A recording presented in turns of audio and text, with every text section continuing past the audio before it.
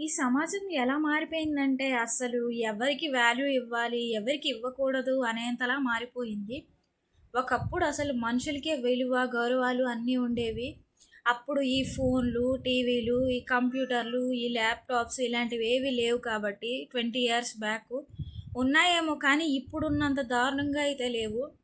అప్పట్లో ఏదో మా ఊర్లో అయితే అసలు మా వీధిలో ఒక ఇద్దరికో, ముగ్గురికో టీవీ ఉండేది. అందరం సాయంత్రం అయితే వాళ్ళ ఇంటికెళ్ళి చూసేవాళ్ళం. ఇప్పుడు ప్రతి ఇంట్లో టీవీ, ఇంట్లో ఎంతమంది మనుషులుంటే అన్ని ఫోన్లు.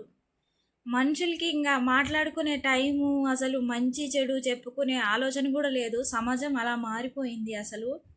డబ్బుంటే వాడిని ఇంకా ఆకాశానికి ఎత్తేస్తారు. అదే వాడికి ఏం లేదని తెలిసిందంటే ఇంకా భూమికి తొక్కేస్తారు. అలా మారిపోయారు జనాలు. ఎంత దారుణంగా కదండీ! మనుషులనేవాళ్ళు ఎవ్వరైనా ఒక్కటే. అందరినీ సమానంగా చూడాలి. ఇప్పుడు ఈ డైలాగ్ ఎందుకు చెప్తున్నావు అనుకుంటున్నారేమో, ఎందుకో నాకు చెప్పాలనిపించింది.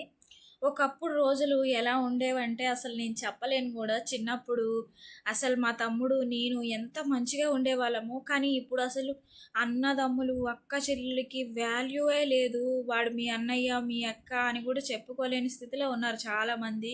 ఛీ! వాళ్ళతో నాకేంటి, వాళ్ళు లేకపోతే నేను ఉండలేనా అనేలా మారిపోయారు.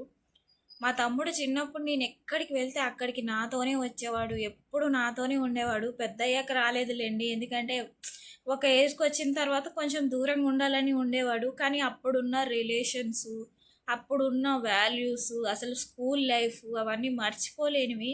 అవి ఎప్పటికీ తిరిగి రావు. ఇప్పుడు కూడా ఉన్నారు స్కూల్ లైఫ్‌లో చాలామంది ఫ్రెండ్స్ ఉంటారు. కానీ అప్పుడున్నంత అయితే కాదు. చాలా దారుణంగా మారిపోయారు అందరూ. ఎందుకంటే ఇప్పుడున్న స్కూల్ లైఫ్‌లో అందరికీ మొబైల్స్ కూడా ఉన్నాయి. సిక్స్త్ క్లాస్, సెవెంత్ క్లాస్ నుంచే మొబైల్ యూజ్ చేస్తున్నారు. నేను ఇంటర్ అయిపోయే వరకు నాకు ఫోన్ అంటే ఏంటో కూడా తెలీదు. అది కూడా అప్పుడు డబ్బా ఫోను, నోకియా ఫోన్ ఉండేది మా ఇంట్లో. అదొక్కటే. స్మార్ట్ ఫోన్ అసలు తెలియని కూడా తెలీదు. నేనెప్పుడు చూడలేదది. వీడియో నచ్చితే లైక్